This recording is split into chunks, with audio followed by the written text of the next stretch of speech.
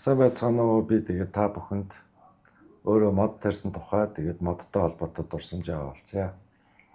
Ээж маань нэг өдөр чи одоо 33 нас хүрчлээ. Тэгээд ямар нэгэн сайн зүйл бодож олж хийх хэрэгтэй шүү гэж хэлсэн. Тэгээд юу хийх вэ гэдээ айгу удаан бодсон. Тэгээд бодож жагаад ер нь мод тариулах зүгээр юм байна.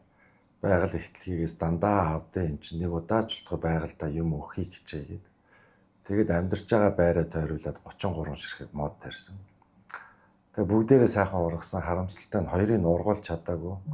Яаж чадаагүй гэхээр нэгийг нь хүмүүсийн явдаг жимдээр тарьсан байсан. Нөгөөхийг нь болохоор тарьсан жижигхэн мөчрөө тойруулаад цэцэг суулгаад нэг наст цэцэг үтж айгу хурдан ургацдаг болохоор сүйдэрлээд нарыг нь хаагаад тэгээд тэр мод маань ургаж чадаагүй.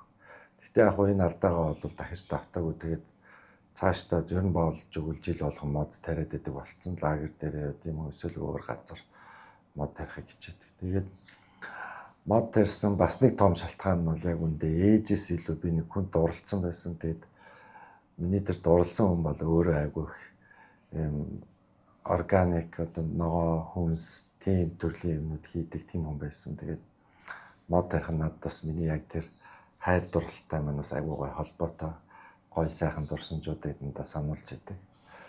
Тэгээд хүмүүсийг зүгээр гэртэйгээ ойрхон эсвэл нөгөө гэрээсээ холж байсан хамаагүй ер нь хүссэн талбайдаа өөрсдөө ингээд гой мод тариасаа мод тарих гэхлээр газар олддгоо гэж юм эсвэл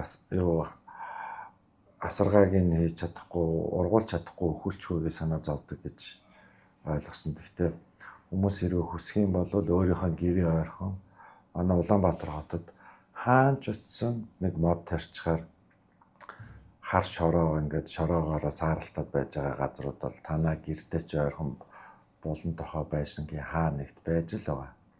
Тийм болохоор та бүхэн мод тарихаар бол заавал газар авч хувийн газар дээр гэхгүйгээр зүгээр Улаанбаатар хотод амьдарч байгаа орчиндөө мод тариул бас их зүгээр шүү гэж хэлсэн. Мэдээж чөлөө зөвшөөрөл хороо болон сөөхийнхнасаа жоохон асуугаад зөвлөгөө мэдээлэл авчих юм бол хүссэн газараа тарьж болох байхаа.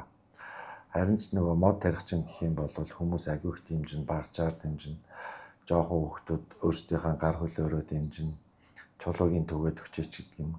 Тиймэрхүү дэмжлэгүүд бол маш их ирнэ. Мод тарьж байхад бас нэг гоё юм юу байсан бэ гэхээр тэр олон модны нүхийг ухахад бол бас нэг тийм амархан байгаагүй. Маш их хайрах чулуу гарч ирсэн.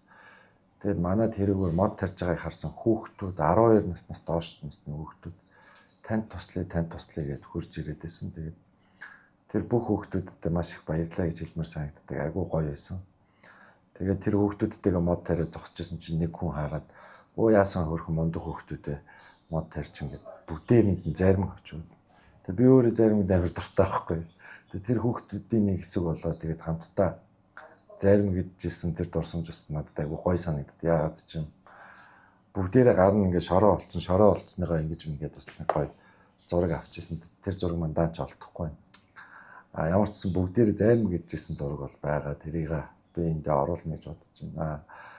Тэгээд та бүгдийг мод тарьдаг болоосай улаан шороо эргэлцсэн хотод биш дурсамж дүүрэн гоё ногоон төглийг Улаанбаатар хотыг ногоон төгөл болгож хувиргацгаая гэж уриалмаар байна.